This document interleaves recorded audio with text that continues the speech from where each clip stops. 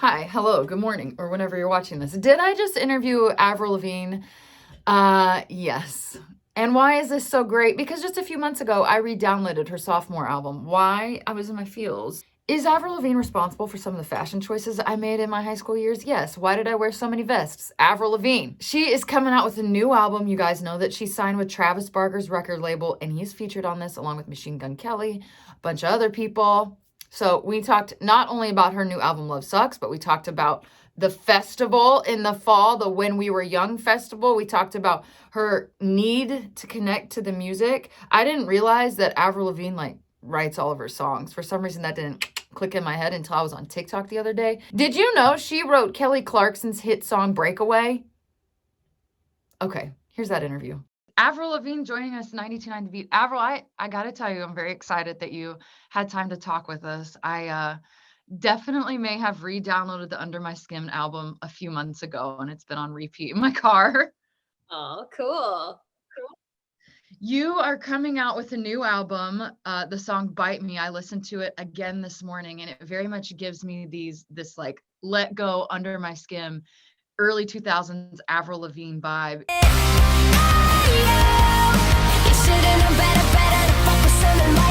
Can you talk about getting back to that sound? Absolutely. So my album is called Love Sucks. And that was the headspace I was in going into making this record. Yeah. So the first single is called Bite Me. And that song's like, it's like live drums, like loud, distorted guitars. It's aggressive, it's sassy, but it's fun. And it's basically just like saying like knowing your self-worth and saying no to a guy who like wants a second chance, who doesn't deserve it, and not letting him walk all over you, and sort of just taking your life back in a sense. And that's sort of the theme on this album, is just, yeah, like standing up for yourself, having self-worth. But like the album's like super fun and funny and kind of like poking fun at love. And I kind of like look back and reflect on like the ups and downs I've had in my relationships, and just pulled from like that experience. I feel like the album is like super overpowering, super Yeah. empowering overall, with an empowering message, which is good and important for me. And I like to always have that theme with my music. Yeah. Yeah, and that's definitely been picked up. When you were kind of given the description of the overview of the album, it kind of made me think. I've been on TikTok a lot lately, just kind of cruising. And it made me think like, wow, this is going to be an album for that woman who's finally come into her own, finally decided to love herself, and finally said no more to the bad behaviors of the people around her. So I think there's going to be a lot of women our age in our 30s who are going to relate to this. Yeah, 100%. And I mean, it's also just like a lot of fun. And I have like a ton of really cool collaborators on this album. Like I have a song with Machine Gun Kelly, and I just dropped a song 2 days ago with Black Bear called Love It When You Hate Me. And I have a song with Mark Hoppus from Blink 182. And so I got to make this record with like a bunch of really cool, talented people in the music scene. And I haven't done a ton of features before, so I'm really loving this type of collaborating. And it's like slightly nostalgic, and like I felt like when I was making this, like I was like, I feel like I'm back in high school, like hanging out with like these like cool like people, like everyone skateboards, like, and I feel Yeah. like these people really understood me, and that this is like the album. It was just so easy and effortless, and this is like the album I feel like I've wanted to make for years. Yeah, I can hear just in the few songs I've had the opportunity to listen to this like reignited authentic passion really coming through in the vocals. But I had read that you had signed to Travis Barker's label, but when I was listening to Bite Me, I was just listening. I wasn't watching the music video. I was like, is that Travis Barker on the drums? Oh, no What is way. happening here? It was really cool. Yeah.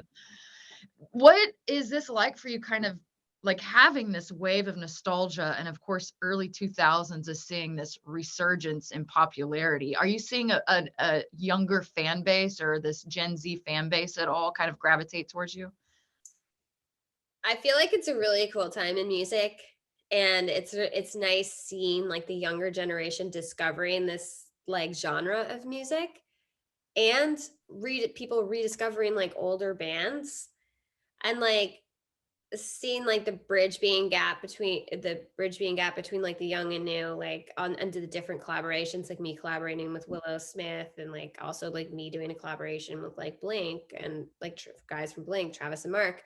And it's an exciting time in music. And yeah, I've had like younger artists come up to me and like tell me I've been like a huge had a huge impact on them, and like it's like super flattering, and it's awesome. But I'm so happy that like our friend Machine Gun Kelly, like his album, he made a pop punk record and that went number one. And like I was just like, Yeah. fuck yeah, so great to see that. And like people really embracing this music right now.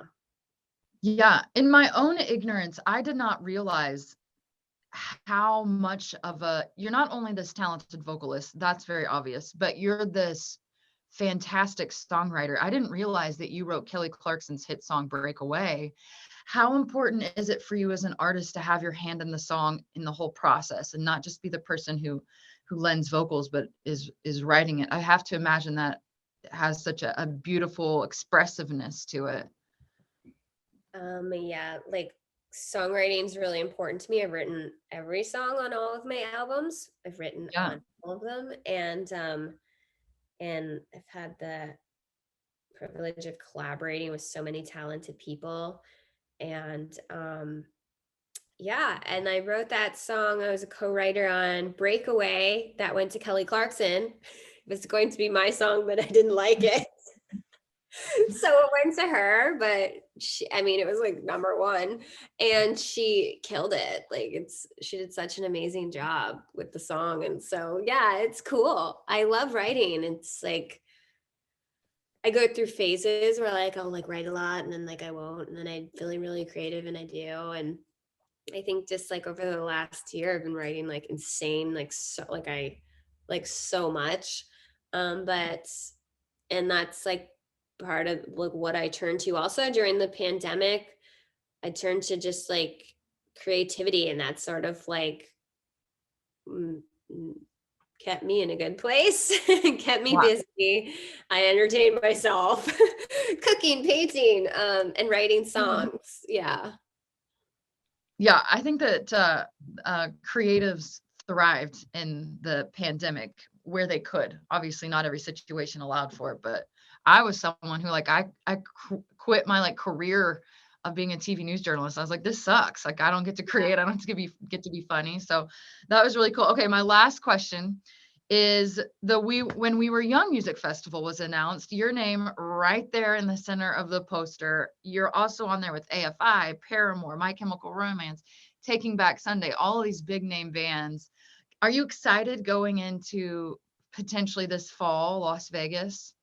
I'm so excited to play this festival, and like I definitely want to be there for the whole thing and watch all these bands, because like all these cool emo bands are going to be there that like I've listened to over the past like decade, ran into all these people at other festivals, and just get to see a lot of my friends in these bands. I meet up with them again and celebrate music.